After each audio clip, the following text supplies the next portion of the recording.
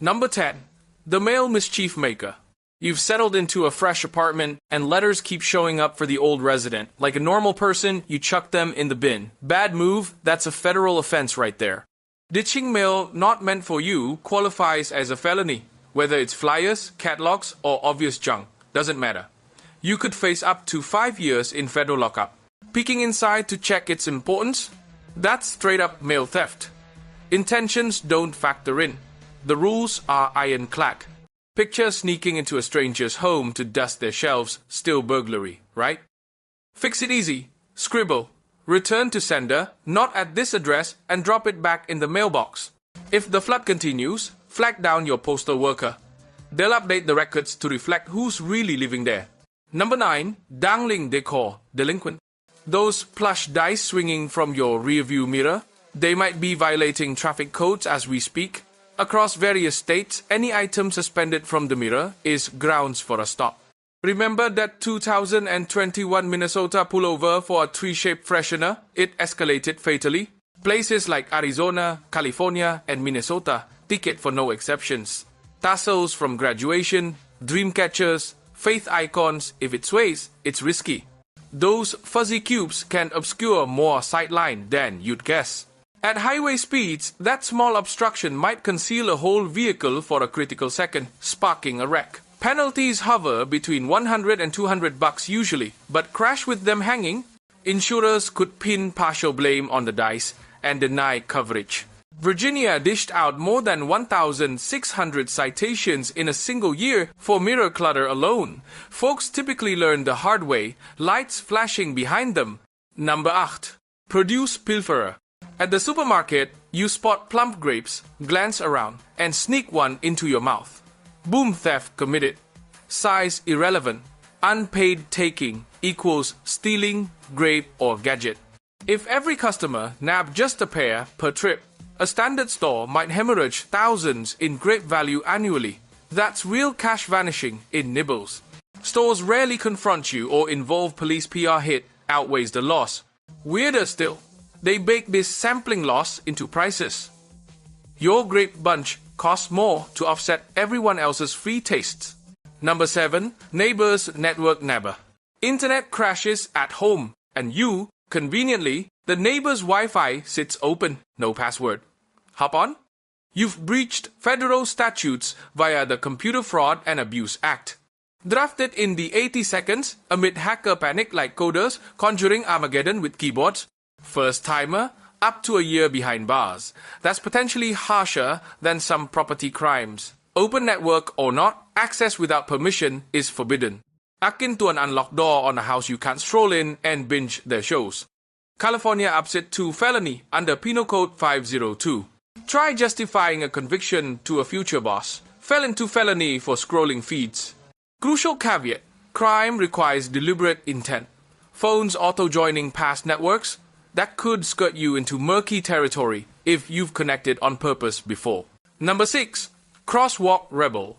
Early 20th century roads were chaos, kids frolicking, pedestrians darting anywhere, autos as the newcomers. Auto industry countered brilliantly, coined jaywalking, where jay meant fool in slang, basically labeling walkers as morons for using their streets. They shamed mid-block crossers publicly. Today, fines sting.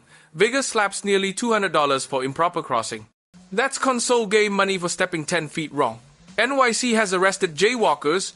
LA once ticketed a pedestrian $197 for starting during a 10-second countdown. He cleared before 0, but rules ban initiating then. Ever rush across like that?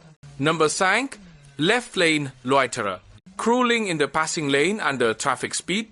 Illegal in most states, even at the limit if you're not overtaking. Data reveals left lane dawdlers trigger more collisions than speed demons.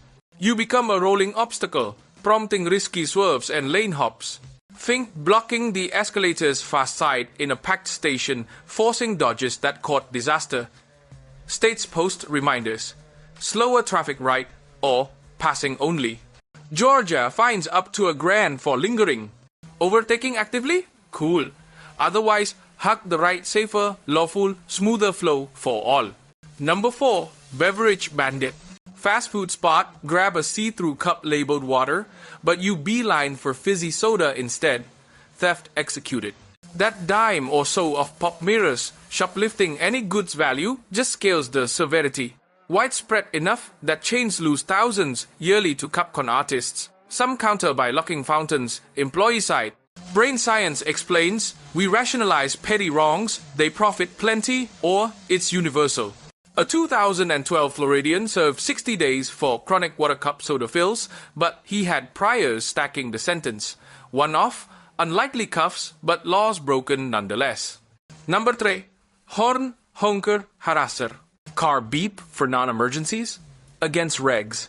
Waving hi to pals, nudging green light laggards, venting at cutters, each toot risks a citation. Horns reserved for imminent hazards only. Like a mini emergency beacon, you wouldn't wail it for greetings. NYC caps illegal blasts at $350 fines. How often do you honk casually? Number 2. Pill passing pal.